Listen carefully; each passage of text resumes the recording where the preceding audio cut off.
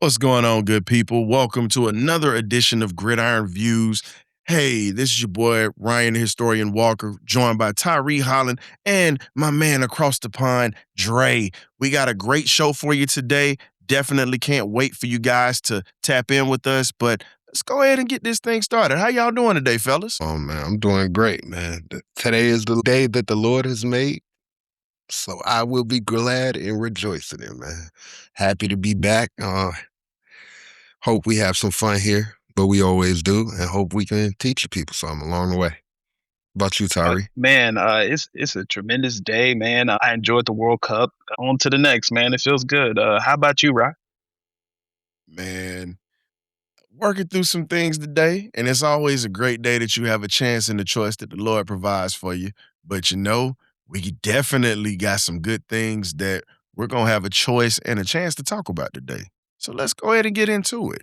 Speaking of choices, does college football's roster turnover actually beat retention? The transfer portal makes it tempting to think you can just buy a brand new elite roster overnight. But the truth, retention is the holy grail in college football. The teams actually consistently contends year in and year out are at the top of the board returning in production. Sure, you can grab a flashy five-star transfer portal guy, but chemistry and familiarity in the locker room within the culture is important when it comes to championship football. You just can't have that in one single window, which is the transfer portal. Roster retention continues beating chaos every single time when it comes to championships. Yeah, the 5 for 5 rule, as I like to call it. Um, I think it changes the conversation around roster building. For the last few years, the transfer portal has kind of encouraged programs to rebuild every offseason. But with players now limited how often they can transfer, because you can only transfer once within your traditional 4-year period, and then once furthermore as a grad transfer, it kind of just changes the dynamic of the portal in general and how it should be used, in my opinion. I think it still has a lot of value, and every program will still use it to fill holes, replace departures, and address immediate needs. But I don't think that the portal can be the foundation of a championship program. And to piggyback off of what you said when you talk about it, the portal is really should be used, in my opinion, to fill holes on the team, not to fill a roster. A lot of guys have an issue when it becomes to selling what they believe. If you're going to play for a coach, you want to understand what his philosophy is, what his system is, and how he's going to help you develop into the player that you're supposed to be, as well as being the man that you're going to be once you leave college, because those years are the most important to me, in my opinion, when you talk about a young man having leadership. And you bringing in guys from the portal is one thing, but you trying to build a team off of a portal is not going to be great for culture building and being able to establish, as you said, a championship program, let alone a competitive program that can compete for championships. Until you have a coach that understands how to be a true salesman and really being able to sell that program, you're going to still have the issues that we have right now with kids not understanding what stability is at this point. The thing is, the best programs, right, they don't just acquire the talent, they're able to develop it. And I think moving forward, it's not just about the development of that talent, it's also being able to retain that talent. If you're doing a good job of development, which I think we all agree should be the main focus of college football, right? You're supposed to be Yes, developing these indeed. players. Yep. Then you take away a lot of the shady aspects of the transfer portal and of NIL that have been going on. Of course, you can't take away everything that's happening, but you take away a lot of it and you get back to the actual just meaning of college football. Like, you have these guys actually coming in ready to get developed, ready to play football, not just about where they can get the most money, the biggest bag. And I think that that's important, not only for the young athletes themselves, but also for the sport in general. Because the last few years, some of the guys we saw coming out in the NFL, it wasn't cutting it. Like the talent just wasn't there with a lot of those guys. And it's because the development wasn't there. Yep.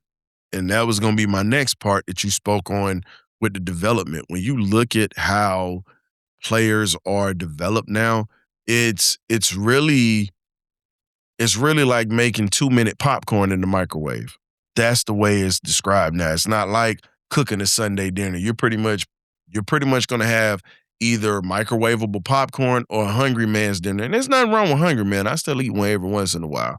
But when you look at it, most teams are like hungry man dinners now. Most of these kids go, they get on the field, they're not taught how to be football players. They're taught where to be, how to try to make plays, and then when they get to the next level, you see that they're not worth the money that's being invested into them. So at this point, if you look at most programs, like you said, like I'll say Lane Kiffin as an example. You look at what happened at Ole Miss. He literally was building his teams through the portal. Yes, they had some high school recruits, but in that portal situation, you look at everything that he took. He literally had a couple of teams where he grabbed majority of his roster from the portal, and there was no culture, there was no familiarity. They were pretty much mercenaries for hire. So most people were just really looking at the downfall of the program, kind of like how Dame Lillard said in the All-Star game. I was praying on his downfall. A lot of teams prey on that downfall, but speaking of downfall, physically, a lot of players are struggling to live life right now normally, and their bodies are starting to become on the decline and downfall. What would you say if we say, what does the new NFL ALS study mean to players now that are kind of going through it at this point? A groundbreaking study of nearly 20,000 NFL players just dropped a terrifying reality check. Former players under 50 are 42 times more likely to die from ALS than the general population. It is a sobering reminder that despite elite physicality and the toll of head impact is staggering. With former stars like Chris Johnson recently sharing his diagnosis, this is no longer just a staggering stat. It is an urgent warning that the game's long-term physical cost remains far too high. Football has always been a gladiator sport. Every snap is a collision. Every season adds thousands of impacts to the body and brain. Players understand that risk when they choose to play, but accepting the risk doesn't eliminate the league's responsibility. When you talk about the responsibility of the NFL, let's just be honest, man. It's never been a league of a true league of gentlemen. And when we talk about the responsibility that the league has taken, they haven't taken care of a lot of their players. And when you sit back and you think about some of the players that have had medical issues from the past, and such as a Steve Gleason. Now you have Chris Johnson. You talk about another one that I would say would be Mr. Doug Atkins, Hall of Famer, rest in peace. Great defensive end. I mean, the NFL has never really taken care of their players. Now, the league is taking care of them now because of what Gene Upshaw and those guys set forth with the NFL Players Association in the 80s, and it's gotten better over time. I can honestly tell you that a lot of players trying to get compensation for their efforts of playing into the league is like pulling teeth at this point. And when you look at injuries that guys have had, from knee injuries to shoulder injuries to back injuries to so many, the one that's the most dangerous are your head injuries at this point, because your brain controls all of your motor skills. You look at concussions and the CTE Foundation that has been established or whatnot. It's been 10 players since 1960 who have passed away before the age of 50 of ALS. Think about that. 10 players, gentlemen. And when you Look, look at, go ahead, Dre. But I was gonna say, I think that's why we're having a conversation today, right? Like previously on Gridiron Views, we've already challenged the NFL on player safety. We question why the league continues debating rule changes while players still compete on surfaces many believe increase injury risk. This conversation goes one step further. Player safety cannot end when a career does. The latest ALS research reminds us that the biggest hit a player takes may not be the one we see on Sunday. It may be the one that follows him years after retirement. Some players need to put some of their benefits towards their medical. I urge the financial advisors, the agents, the people that actually care about the athlete, not the guys that are just leeching to get money. You've got to start telling these guys you need to put at least 10 to 15% up per paycheck that you get away for your medical expenses. Because once you're done playing, you have to understand it's going to be hard to get insurance. Now, I would suggest getting another insurance policy and being on health insurance before you start racking up injuries while you're playing so they can't drop you and you could be grandfathered in. This is just a little something that could possibly help for these future guys so they're not burning up all the money that they've garnered during their career to just cover health expenses. You can live a comfortable life or at least a halfway decent life. But at this point, Dre, I really don't know what direction the NFL is going to go in when it comes to taking care of their former players, but I think that there should be someone out here instructing these young men on how to not just take care of your money, but to take care of your body for the future. Well, if the NFL truly wants to be the epitome of all of sports, it needs to want to lead the professional sports in player safety also. And that commitment has to extend beyond the whistle. It has to. Lifetime screenings, continued medical support, and sustained investment in independent brain health research should not be viewed as benefits. They should be part of the cost of doing business in the world's greatest collision sport. The NFL cannot celebrate the sacrifice on Sunday and ignore the consequences on Monday. None of this is about eliminating football. It's about protecting the men who built it. The whistle ends the game. It should never end the responsibility. Agreed. Agreed. Definitely agreed. Speaking of ending the game, we are coming to a close on the episode 4 of Gridiron Views. Are there any final thoughts, gentlemen? It was something that I read from Dr. Daniel Dangsfar. He's the co-author of the study of ALS, and he said some of the findings are alarming. ALS deaths are among former NFL players, particularly those that die of younger ages, are occurring more often than could possibly be expected by chance, as he said. And the thing you look at it when we talk about neurology, I think it needs to be more of a conscientious effort to really have something set aside for these young men. The NFL is a billion-dollar industry that's private, but it needs to have this NFLPA needs to continue to keep fighting, and you've got to get something established for the future players because we've seen far too many players passing away. And I'll be honest with you, I'm a veteran, military vet, and yes, I served for the country or whatnot at one point, but we get benefits from our service. I feel as if the NFL needs to take a page out of the VA's page playbook. You need to have something set aside for these guys. We need to start putting aside burial rights for some of these guys when they're young because we already know that some of these guys aren't prepared for that. I know it's like, oh, we're the little voice on the side speaking that, but you need to have some things in order in these contracts and also with how things are set up. Until we get that set up, it's still going to be a mess. But I think we should have something set up for young men's futures and former players as well. That's pretty much all I got. Andre, what about you? Yeah, nah, I mean, I agree with everything you said. And I mean, you already talked about setting everybody up, so I might as well set up the next episode. You know, In sports, people come up short all the time. Sometimes you have failures. Sometimes you have successes. Sometimes you have 2nd and 26. One of the quarterbacks we'll be talking about next week actually was a big part, an integral part, you could even say, of 2nd and 26. And next week we'll be discussing if he can lead Rod's team to victory. But we all know they ain't never winning no Super Bowl.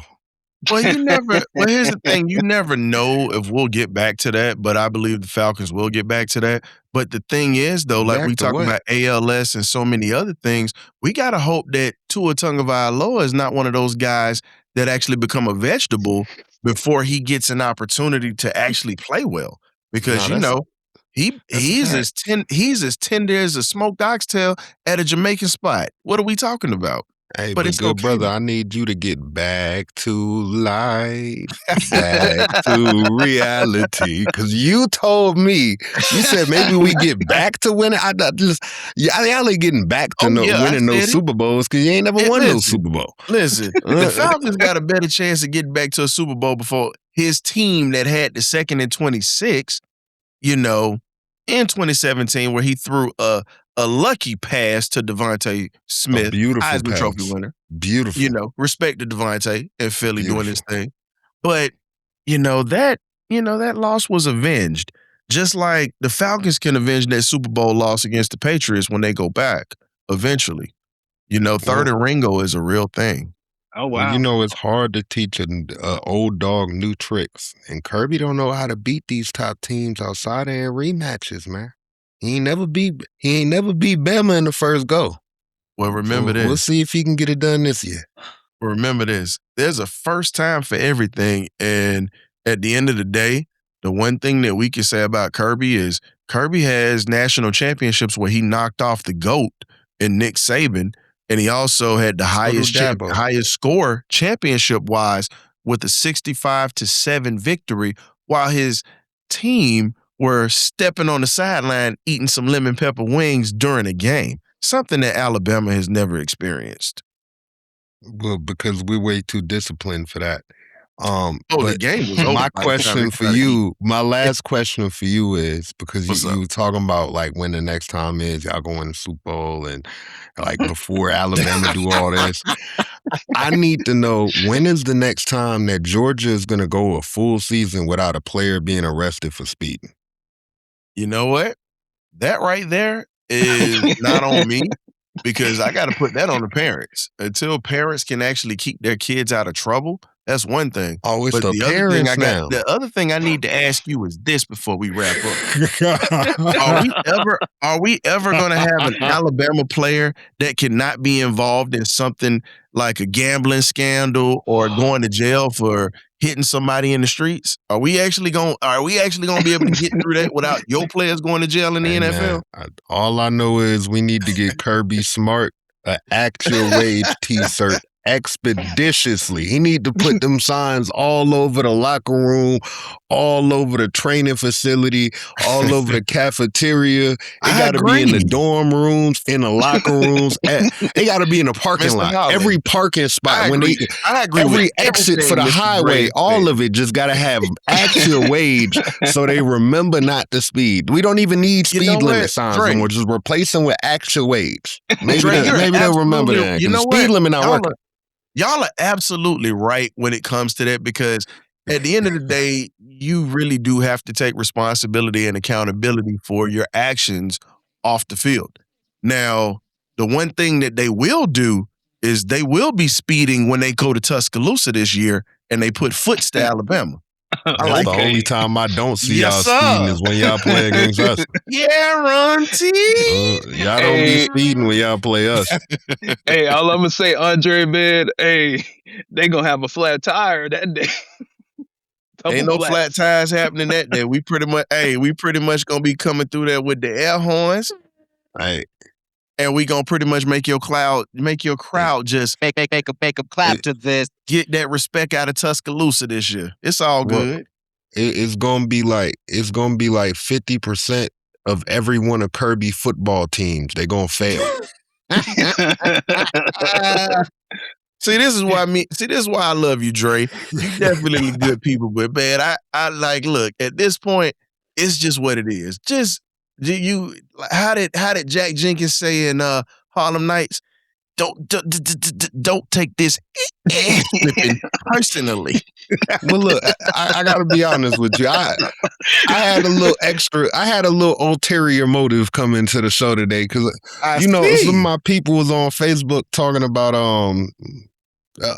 oh yeah, we might live in Alabama, but we still dogs over this way. And I'm like, what you mean y'all still dogs over this way? I had to set them straight. So, sometimes you got to put dogs back on their leash. So I came here with an agenda today. Hey, you know what? But see, this dog you can't control because you know what I am? Everybody say hello to the bad guy. I'm the bad guy. So you can't put me on a leash. Me being a WWE fan, I love that. Rest in peace to Razor Ramon, man. That was AKA Scott Hall. Scott Hall, yeah, man. Yes, Great sir. guy. Okay.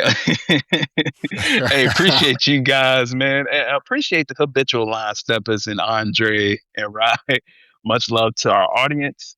This has been episode 4 of Gridiron Views. More life, more blessings.